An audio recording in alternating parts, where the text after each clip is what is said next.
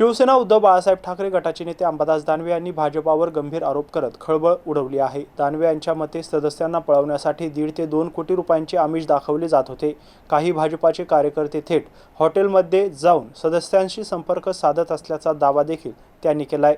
तसेच मंत्री अतुल सावे यांच्या सांगण्यावरून शासकीय यंत्रणेद्वारे प्रयत्न सुरू असल्याचा आरोप देखील त्यांनी केला आहे।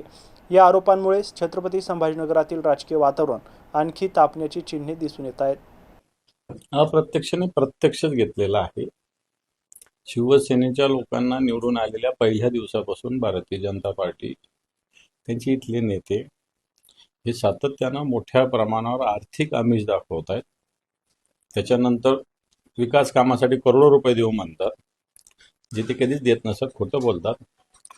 परंतु कालपर्यंत काय आत्ता सकाळपर्यंत आमचे लोक जिथं थांबले त्या हॉटेलमध्ये भारतीय जनता पार्टीचे नेते येऊन बसलेले आहेत। सत्तेची मस्ती आहे, पैशाची मस्ती भारतीय जनता पार्टीच्या डोक्यात आहे। पण आम्ही ह्या निवडणुकीत आमचं बहुमतच नाहीये।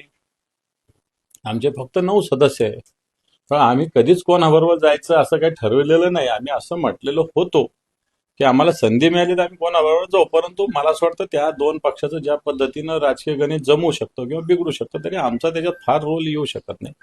आणि म्हणून आम्ही या निवडणुकीत कोणालाही मतदान न करण्याचा निर्णय ऑलरेडी घेतलेला आहे।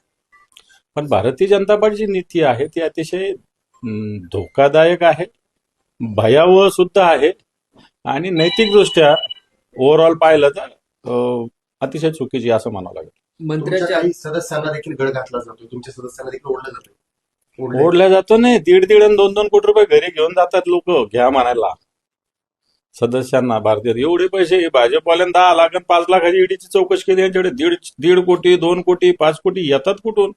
याला कोणी बघत कसं नाही? इन्कम टॅक्स वाले, सीबीआय वाले, ईडी वाले, हेच मला कळत नाही। मंत्र्याचे एक अधिकारी रोहित कुलकर्णी जे ते पैसे घेऊन फिरतोय, भिवंडीतील एक व्हिडिओ आणि फोटो व्हायरल केले आपण। हो, आमच्या काही सदस्यांनी मला तसं कळवलेलं आहे।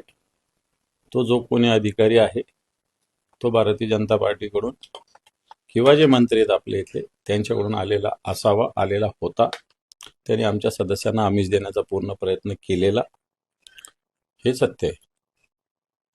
आपण बघतो यावर जे तुमच्या ट्विटरवर अतुल सावेंनी आता भूमिका मांडली, ते म्हणले की आमचा कोणीही माणूस त्यांना भेटला असेल तर त्यांनी नाव सांगा।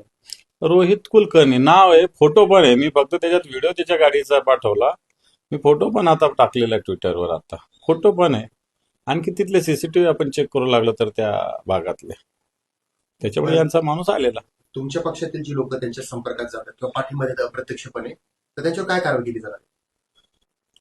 कारवाई होईल, पक्षप्रमुख याच्यावर योग्य तो निर्णय घेतील, कारवाई निश्चित होईल। परंतु आजच्या पुरता जर विचार केला तर आम्ही या निवडणुकीत कोणत्याही उमेदवाराला मतदान न करण्याचा निर्णय घेतलेला आहे।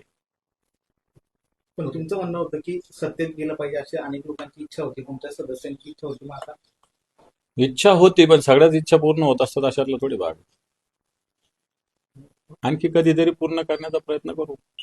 आपण बघतो आज जे ते शिवसेना सत्ताधारी शिवसेना आणि भाजपात सुद्धा अध्यक्षपदावरून रस्सीखेच पाहायला मिळते। मला नाही माहिती त्यांच्यात कोण होणार आहे, काय होणार आहे, मला याच्यात ज्ञान नाही। भाजपचं होणार का शिंदे गटाचं होणार याची माझ्याकडे काही माहिती नाही। बरं, परंतु भाजपमध्ये आणि शिंदे सेनेमध्ये कुठेतरी एक नाराजी आहे, कुठेतरी त्याचा फटका त्यांना बसू शकतो आणि जग जाहीर होत चालले। तो त्यांचा विषय, दोन्ही पक्षाचा।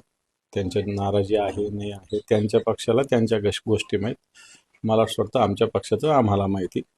त्यामुळं असं होत जरी असेल तर ते मला काही याची माहिती नाही।